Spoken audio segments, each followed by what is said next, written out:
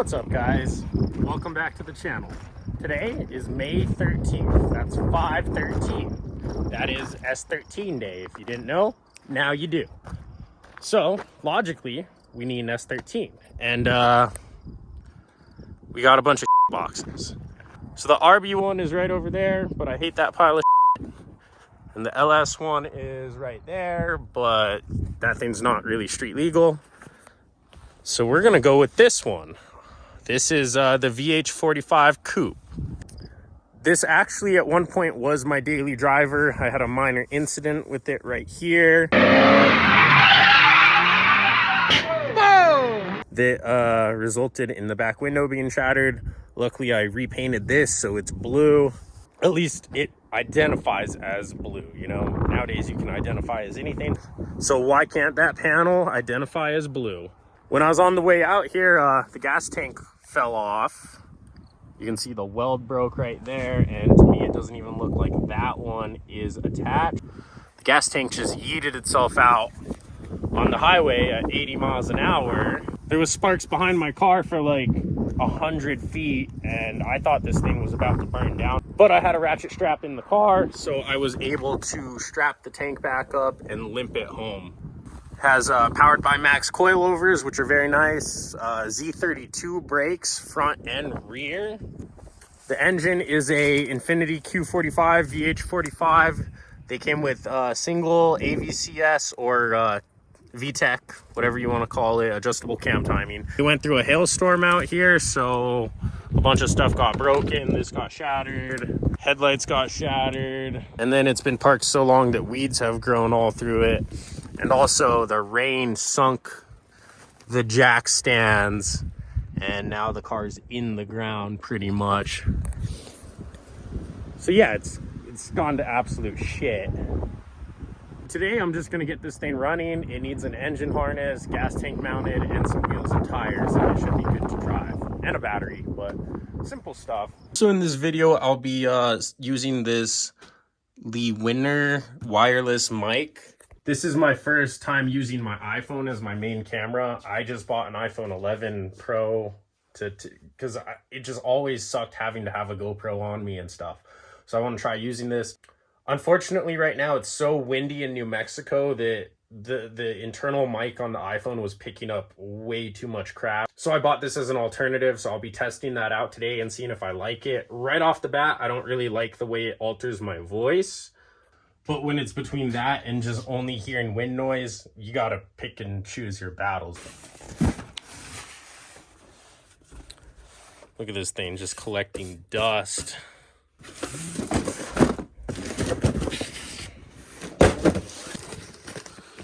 Bought this thing December 25th, 2021. So like a year and 3 months ago, and never even opened this thing. Funny how priorities change. Life goes on, you know.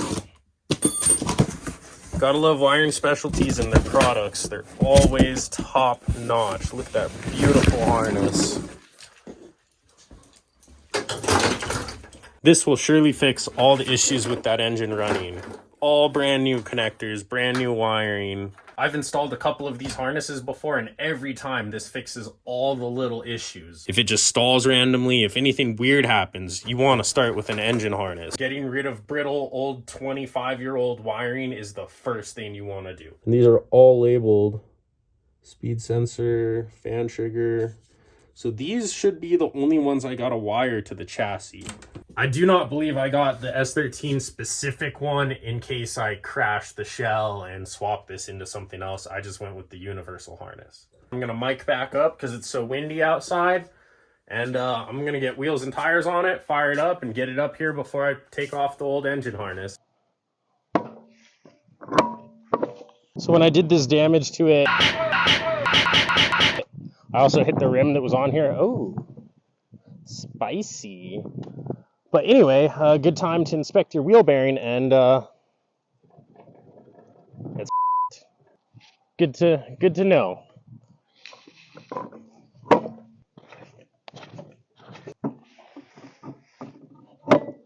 I only use the finest jack stands, 4-lug 240 rims, because 4-lug. Look at this teeter game.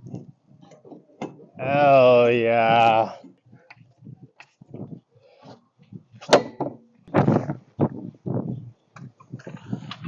She hasn't been on rims for like 2 years since I robbed the wheels to go drifting. This is just held in with a ratchet strap, and it was dragging down the highway by these 3 lines. Super freaking sketchy. So I got the battery on the charger.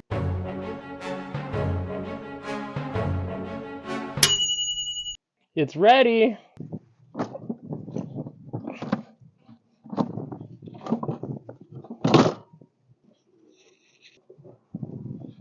See if it fires up. And this seat is not bolted down. I stole the S13 seat for No Coast last year.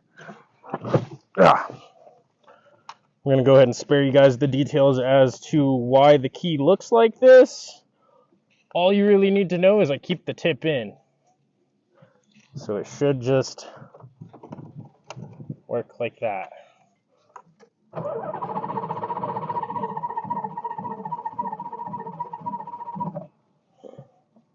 Huh. I was kind of expecting this thing to start. Heads up display still works, so that's dope. It's doing a little something. Alright guys, I went ahead and switched to the internal mic on the iPhone. I really don't know if I'm a fan of the muffledness it adds to my voice and to other stuff. I'm fairly certain you'll be able to hear the car a lot more clearly now.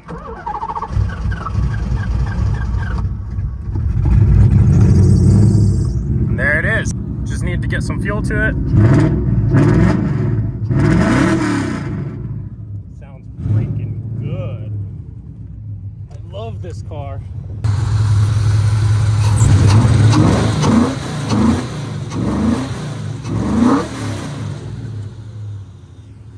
That VH45 is real when it has power. So I really don't think I'm a fan of this mic, to be honest.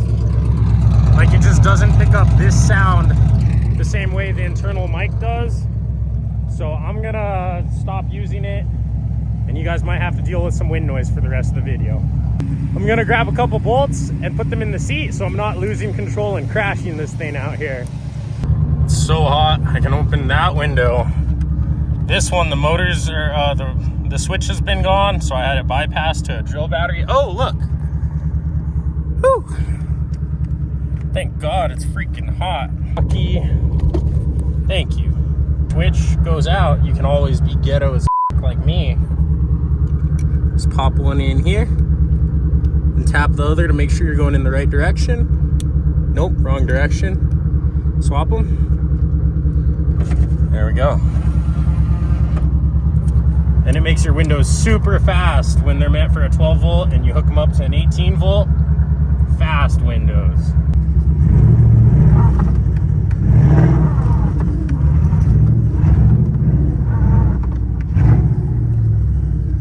Gotta say, this has excellent rear view vision.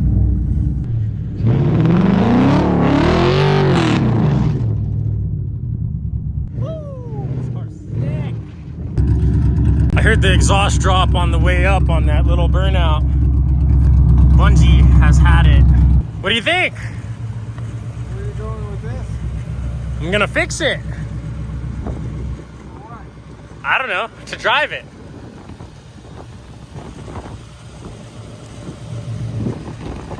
Sounds good, huh? On the road? Yeah, sounds good. Yeah, I'll drive it on the road.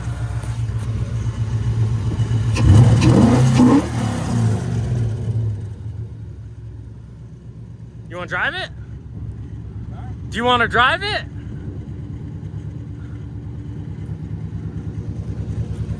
I don't think he wants to drive it. I always love seeing this bash bar I built. It has a Silvio bumper that actually fits over it, and you can't even see that there's a bash bar on it. And I've lifted the front of that car with a forklift from that bash bar, so it's strong. All right, I just got a quick lunch break, and I put this car in what I consider the best spot to work on it in, considering I don't have a shop. So now if I need to get underneath to get to the oxygen sensors or anything, I got a little room. And it's a little higher and not in the dirt. Now I'm gonna pull apart all this wiring and get the new harness on. If you just look at this, it's raggedy. I don't know who did it, but I'm really assuming this is why the car doesn't run. The mass airflow sensor was just zip tied on, so that could definitely be a contributing factor. The more I look at it, everything is held on with zip ties that are breaking.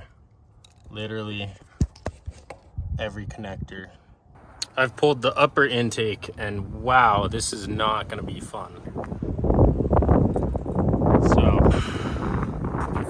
super not excited, but I'm just gonna get it done. It actually wasn't as bad as I thought. I was able to disconnect everything from there. I have this one, I think it goes to the alternator, so that one's left. And then only these ones over here. I think they might be for an oxygen sensor. I'm not extremely sure. I'm gonna find out. But other than that, everything's disconnected. Wasn't that bad. Everything was just super long, super old. If we check out the wiring to this coil pack, for instance, over here, all the connectors are busted, wiring showing, and you know, that just can't be good. You have no clue how the wires are in the rest of the loom, and that can cause a lot of drivability issues, which this car had. On the ECU unhooked and out, and yeah, this is just a absolute mess. So something tells me this car is going to be a little harder to get running than I thought, just because I got to correct so much stuff. From my 240 experience, this should be the dash plug one. So with most 240 swaps, to communicate with the body, you got to wire those ones in. And I believe there's 8 that have to be connected. So I have zero clue what the heck all this crap is. So I'm going to pull it out. Most of these don't actually need to be hooked up. I believe there's 8 total to do it on a dual cam, not on a single cam. And only 3 or 4 of them are required. And that's pretty much what we have here. So someone's butchered this very badly. Got the body and the ECU segregated, so I'm gonna see if I can pull the harness out.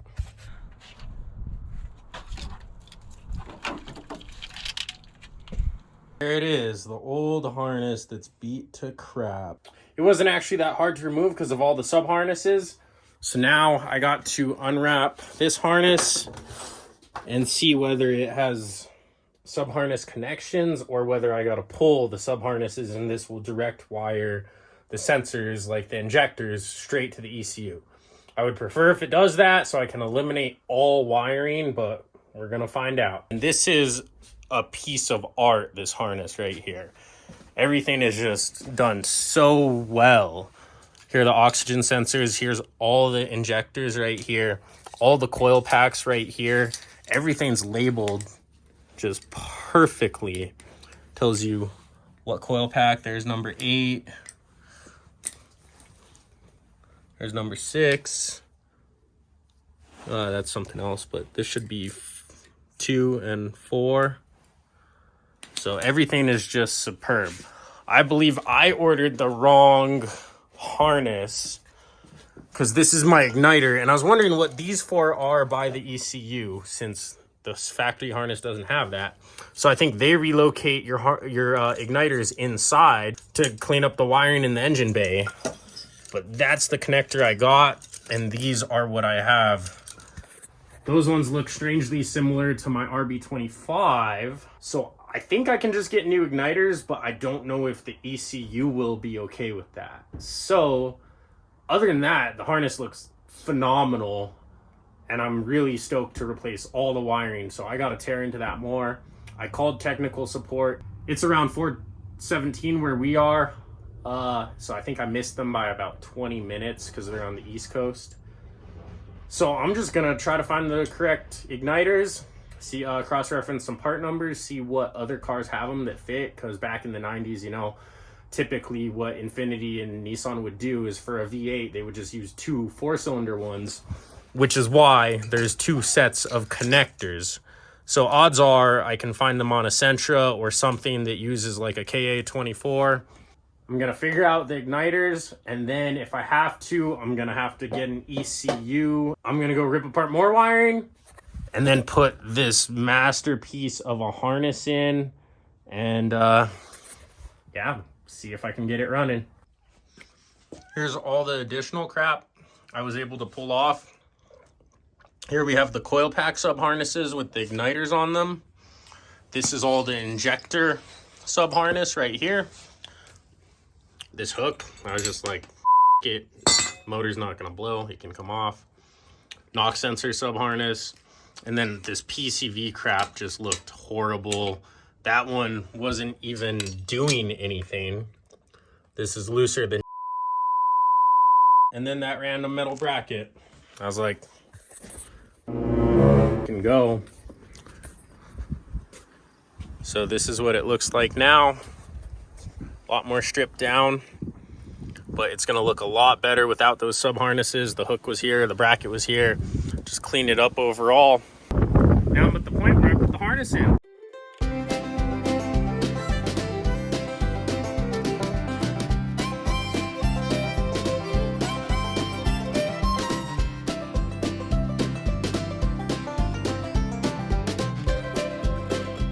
Harness is in.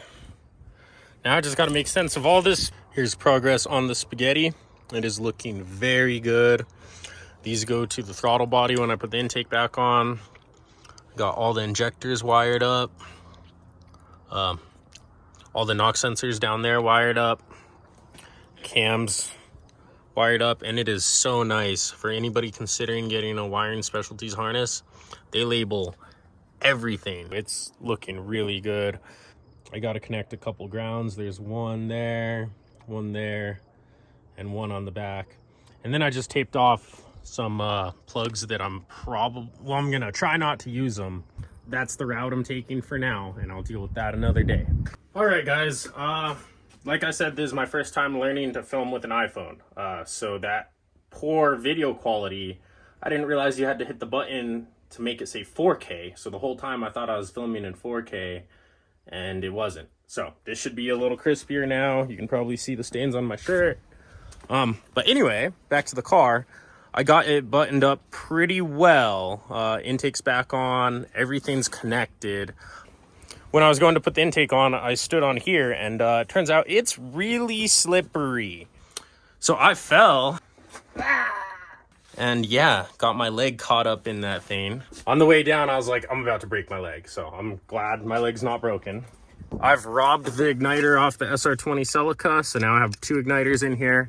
I cut the pigtail off the old VH harness, found the one switched positive, and I believe that is all I need to start it. Let's give this thing a test fire. I didn't do a bunch of the wiring because there's an old lower harness connected to the starter, and I just didn't want to mess with all of it because I don't know the chassis wiring, and it's all wired so badly. So we're just gonna see if it'll start with the few wires I connected.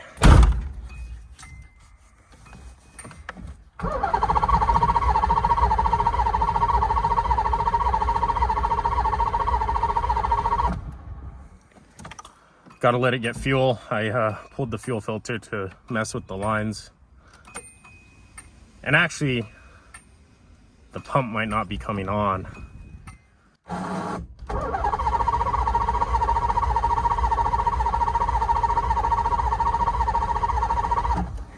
Yeah, I don't think we have fuel pump, so I'm gonna go listen for it. There is a wire in that loom right there that says fuel pump trigger wire, so that might need to go to one on the blue connector, wherever it is in that mess down there. I've been tracing wiring and can't figure jack out. So logically, this is negative. Negative goes here. There's positive.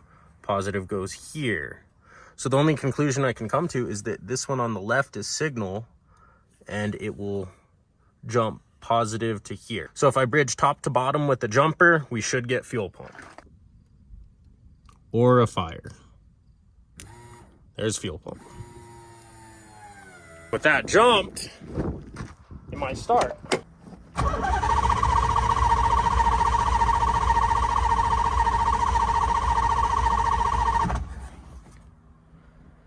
And this is why people hate wiring cars. So, back to troubleshooting, see what I forgot. So the quickest of looks is telling me that I should probably plug this connector into the ECU. Dumbass. Take two.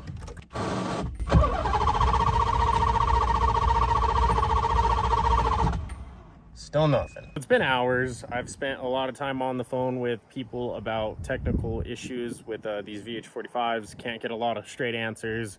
Spent hours looking in factory service manuals. The conclusion that I've come to with wiring specialties is the only thing I changed that should affect it is the igniters. So I went ahead and wired one igniter in. I unfortunately had to depin and then hack the beautiful new harness I got, and I'm just butt connecting it temporarily. So I got one wired in, still one on the old one, and I'm just gonna see if it will fire now and see if we got a 4-cylinder VH. Let's see what happens.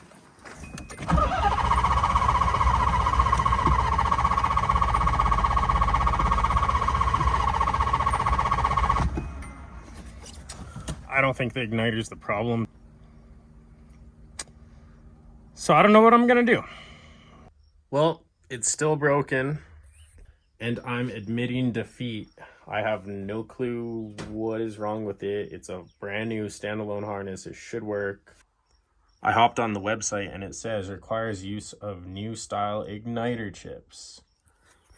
So in my mind, that means it will work with new or old igniters. I got 1-in-1 wired, so it should at least hit on 4 cylinders. I'm pretty stumped and I'm pretty disappointed that I can't go beat the crap out of this thing and drive it around today. But it happens. This is a lesson for all you kids that think having a 240 is all that. This is so common with motor swaps and wiring projects that, you know, you pick up that are cool. Like, this car is so freaking cool when it runs. And now it looks so much cleaner. All the wiring is cleaned up intensely. But it won't fucking run, so who cares? There's a little red light in there for self-diagnostic with OBD1. It's not turning on. That made me think I didn't have power at the ECU. So I figured out which wires are meant for power, and I jumped them straight to power, and it still won't run. So I don't know if I fried the ECU. I'm not too sure what to do next. I'm considering putting it back to stock wiring to see if the ECU will boot up and run the car. But I cut a bunch of the wiring to use on the new, so I'm gonna have to redo a bunch of stuff and take off the intake and do it again. So it's just not happening today. It's a good time to just call it quits before I take this car to the junkyard and crush it. I love the car. It's freaking awesome when it runs. So anyway, guys, thanks for swinging by the channel, checking us out. Got a lot going on, lot in the works. No 240 stuff in the foreseeable future, though, because I'm just gonna crush all of them and never deal with them again in my life and work on new reliable cars. If you guys are just swinging by the channel, make sure to like and subscribe. Hopefully the car will run and I'll post a better video of me driving it around. It's a blast to drive. Thanks for watching. Later.